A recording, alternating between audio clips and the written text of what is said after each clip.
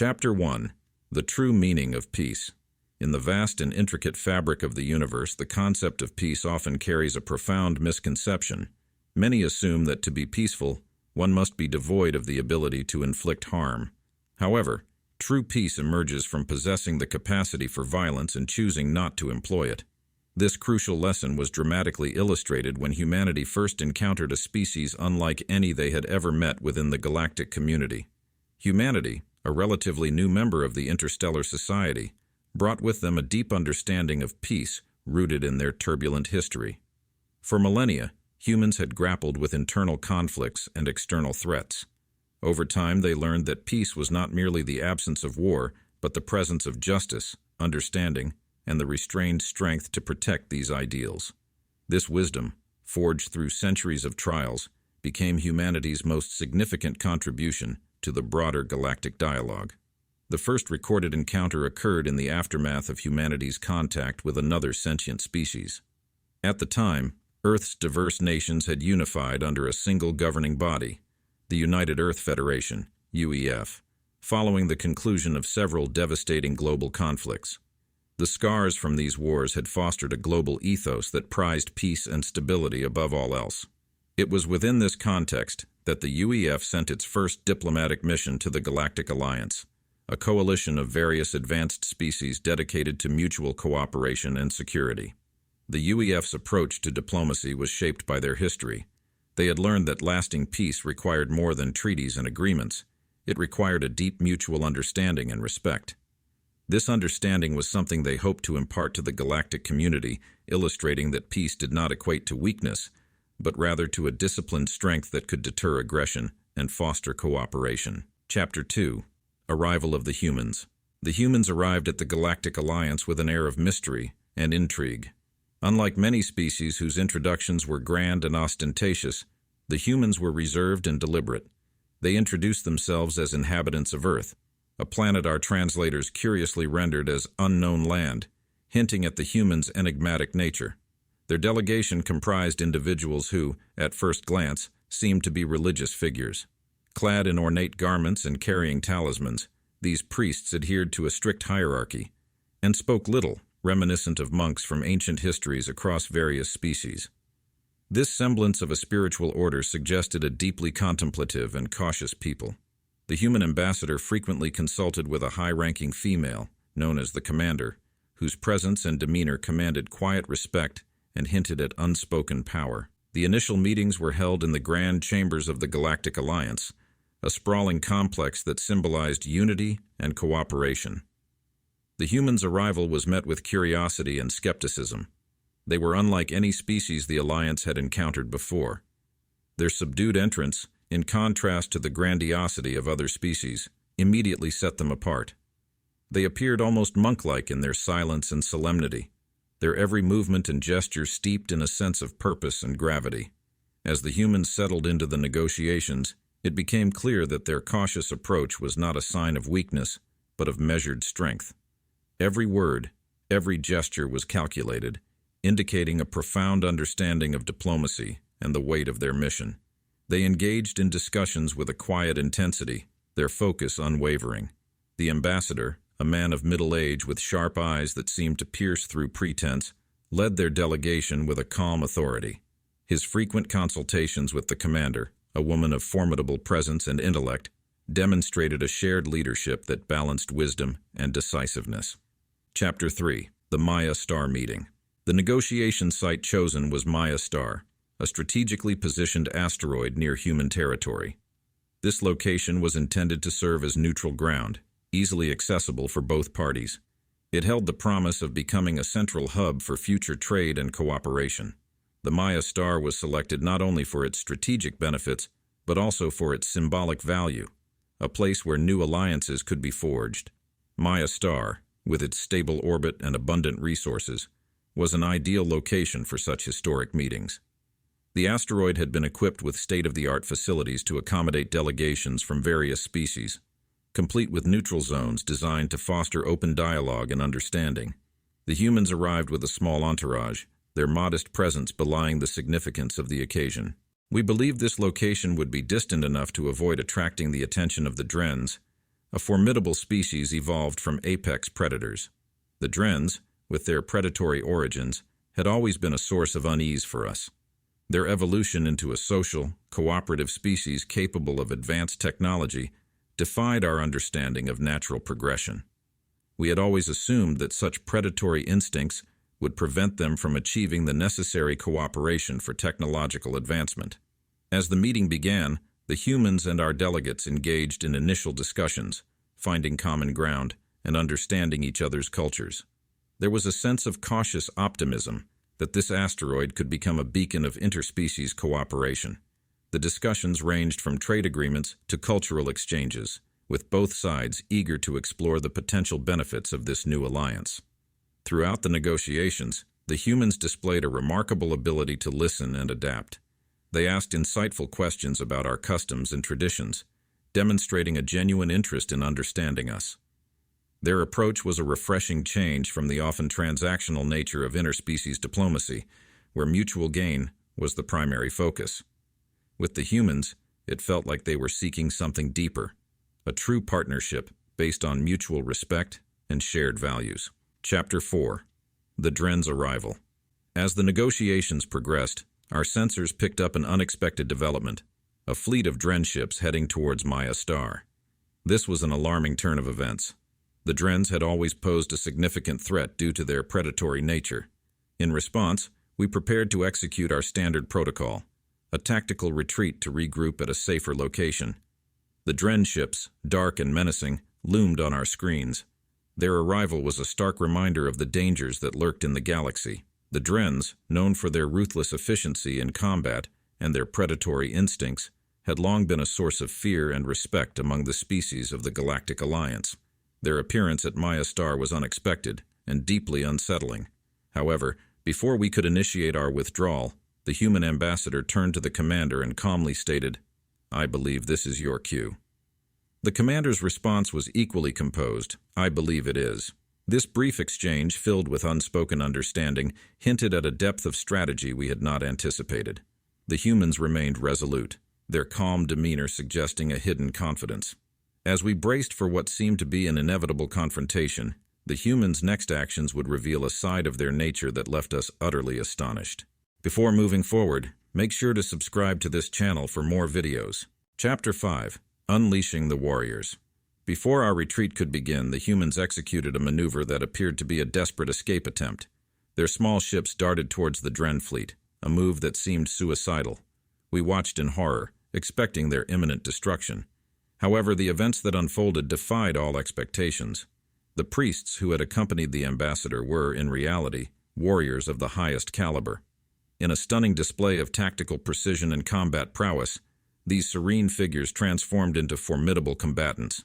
What we had mistaken for an act of desperation was, in fact, a well-coordinated strike. The Drens, taken by surprise, were utterly unprepared for the ferocity and skill of the human warriors. In a matter of minutes, the tide of the battle turned dramatically. The Dren fleet, unable to withstand the onslaught, began to retreat. The transformation from peaceful monks to ruthless warriors was swift and executed with chilling efficiency. The human ships, agile and well-armed, executed maneuvers with a precision that spoke of rigorous training and discipline. The Drens, accustomed to being the hunters, found themselves in the unfamiliar position of being prey. The humans exploited their weaknesses with surgical strikes, dismantling the Dren formation and sowing chaos among their ranks. Chapter 6. The Battle and the Aftermath. In less than an hour, the Drens were in full retreat, their ships fleeing from the unexpected and overwhelming force of the human assault. The battlefield, which had moments before been a scene of impending doom, was now eerily quiet. The commander, having orchestrated the defense, calmly handed command back to the ambassador. Stunned by the rapid turn of events, I confronted the humans, my voice betraying my disbelief. "But we thought you were a peaceful species." The ambassador's response was calm and assured. "We are. We come in peace, seeking trade, exploration, and learning. We bear no ill will to those who do not harm us." This assertion seemed paradoxical in light of the devastation wrought by their warriors. The humans had demonstrated a capacity for violence that contradicted their peaceful declarations, leaving us grappling with a new understanding of their nature. The human response to the Dren threat was a revelation. It showcased a side of their character that was both awe-inspiring and terrifying. The same hands that extended in peace were capable of delivering devastating blows to those who threatened it. This duality was at the core of their identity, and it was a lesson that would not be easily forgotten. Chapter 7. The Revelation. Still in shock, I pointed towards the wreckage visible from the viewport, struggling to reconcile the destruction with their claims. The twisted remnants of Dren ships floated eerily, the aftermath of a battle that had shattered our assumptions. "How can you claim to be harmless after this?" I demanded, my voice tinged with disbelief and frustration. The commander, her presence calm yet commanding, met my gaze. Her voice, soft but unwavering, carried a weight of truth that was impossible to ignore. "We declared from the beginning that we are a peaceful species. Perhaps our words were misunderstood. We did not evolve from prey or apex predators. We are both. You mistook us for harmless when, in reality, we possess the capacity for great harm. We simply choose peace." Her words hung in the air, each syllable challenging the preconceptions we held. It became clear that our understanding of the humans was fundamentally flawed. They were not simply passive creatures seeking to avoid conflict. They were complex beings who had embraced a dual nature, mastering both sides of the predator-prey dynamic. The ambassador, sensing the need to elaborate, stepped forward. "On Earth, our history is marked by both conflict and cooperation. We have fought countless wars, faced internal strife, and endured external threats. These experiences taught us that true peace is not merely the absence of war, but the presence of justice and the strength to uphold it." He paused, allowing the gravity of his words to sink in. "Our philosophers, leaders, and thinkers have long debated the nature of peace. We learned that it is a choice, one that requires strength, wisdom, and a commitment to protect those who cannot protect themselves. This is the peace we strive for, and it is what we brought with us to the stars."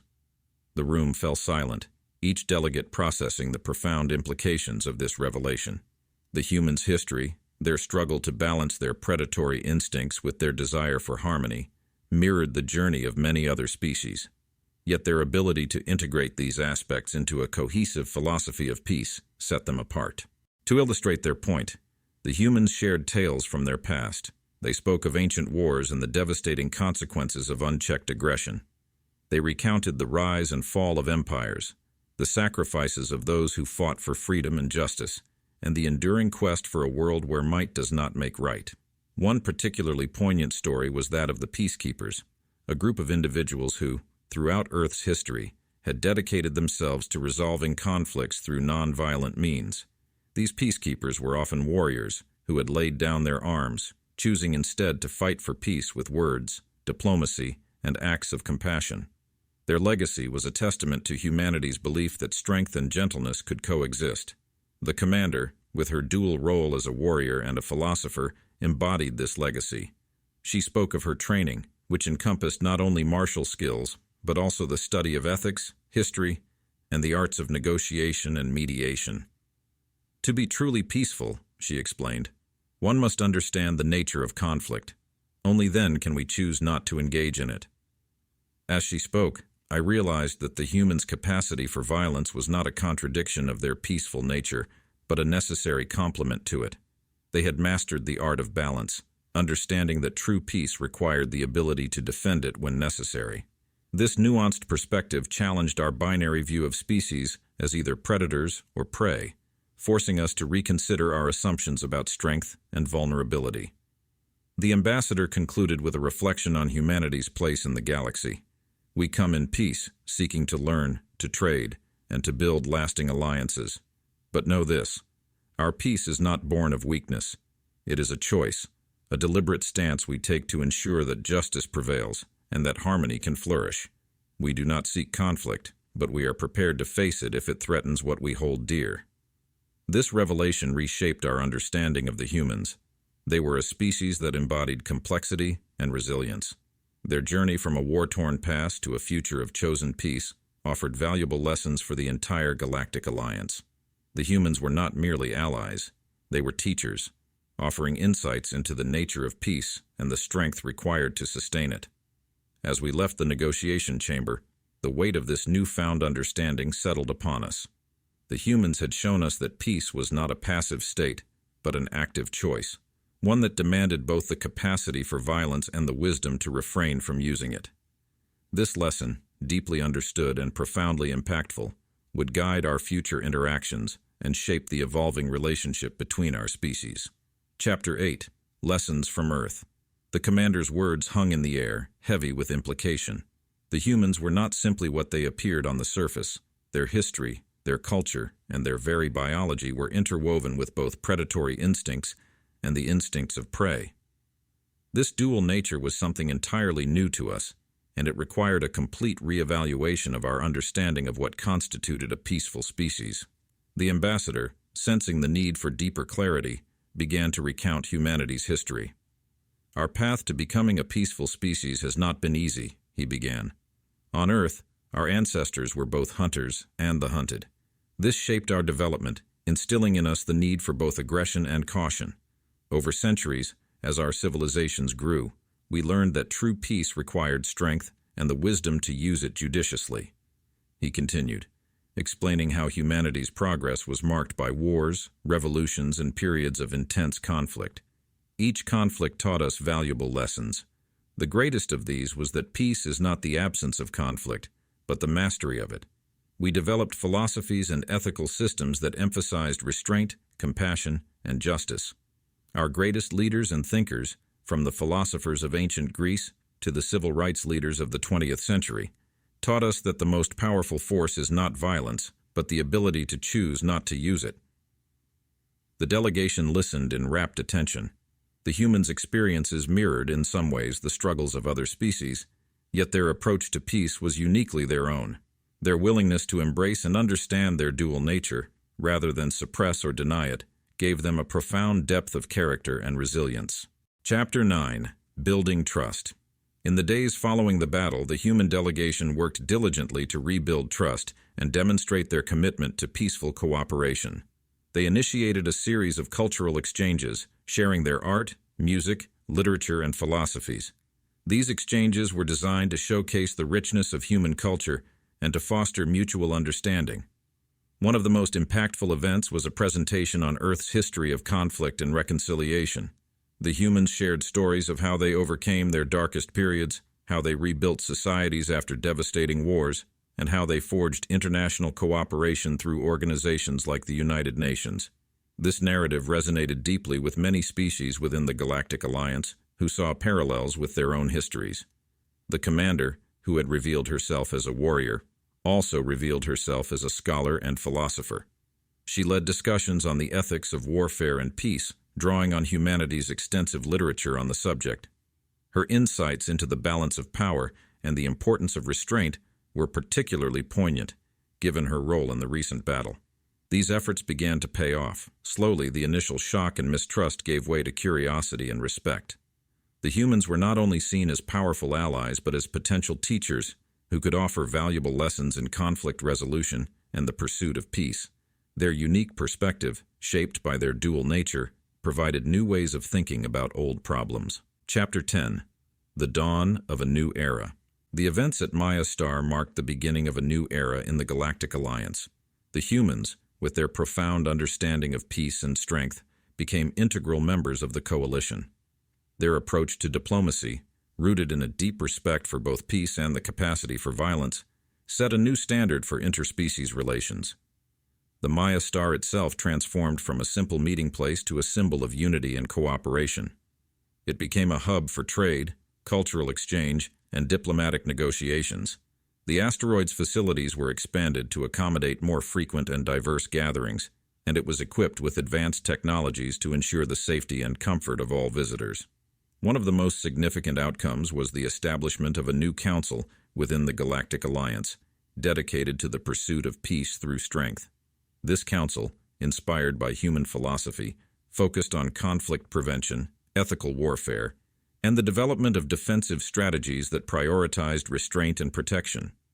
The human commander was appointed as its first chair, her dual expertise in combat and philosophy making her the ideal leader. Under her leadership, the Council initiated several programs aimed at fostering understanding and cooperation among member species. These included joint military exercises designed to build trust and improve coordination, as well as educational initiatives that shared the human approach to peace and conflict resolution. The Galactic Alliance, enriched by the humans' contributions, grew stronger and more cohesive.